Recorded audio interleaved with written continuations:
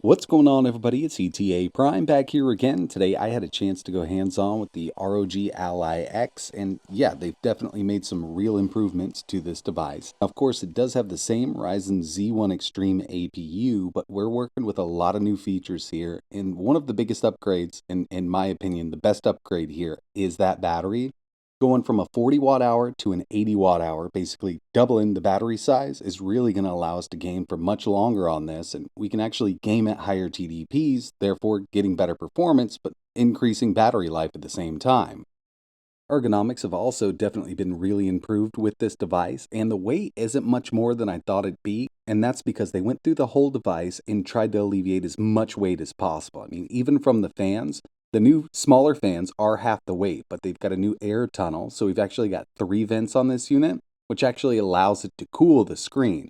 And speaking of the display, they're using the same IPS 120 Hz, same one in the original ROG Ally, which is one of my favorite displays right now.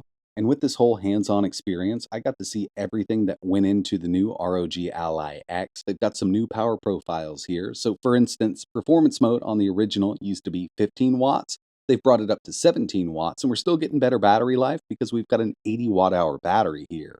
Another huge upgrade is the RAM, not just in the amount, and they did go from 16 to 24, which is going to allow us to kind of allocate 16 gigs to Windows or to our operating system, whatever we want, and then the rest can go to VRAM. So we can have 16 gigs on the system side. Our iGPU can be taking the extra 8 there. Along with the RAM amount upgrade, they've also went with much faster memory from 6400 up to 7500, and it really does show. I tested a couple games here and there with the unit, and I will have more videos coming very soon. Hopefully, I can get my hands on one so I can basically do anything I want. But during this hands-on event, I was able to test a few games like Tekken 8, which ran super smoothly at medium settings, 1080p, and the D-pad has totally been revamped. Now, one game I definitely wanted to test with this was Street Fighter or even Marvel vs. Capcom 2, but unfortunately I couldn't sideload anything on this while I was there. I was able to test out Tekken 8 with that D-pad, and yeah, I mean, the D-pad is much improved over the original.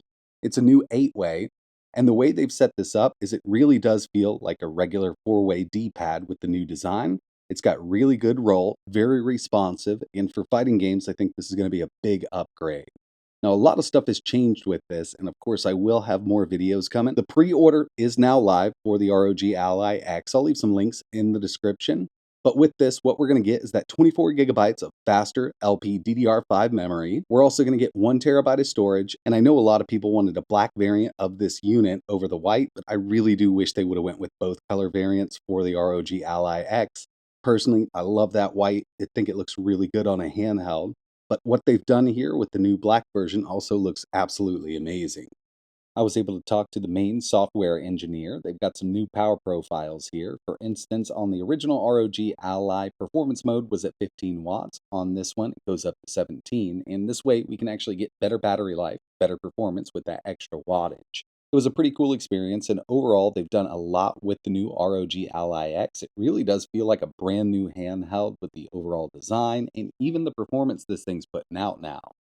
But again, as soon as I can get one in my possession to kind of just mess around and do whatever I want with it, I will be making a ton of videos with this unit, and hopefully that will be soon. So definitely keep your eye out. But if you're interested in learning a little more, maybe even pre-ordering this, I'll leave some links in the description. Personally, I think they did a really good job with this upgrade. Now, it would have been really nice if we got an OLED display and a new chip, but this is more of a mid-gen refresh, and I'm really liking what they've done so far. But that's going to wrap it up for this one. Keep an eye on the channel because I will have more covering the ROG Ally X coming up really soon. And like always, thanks for watching.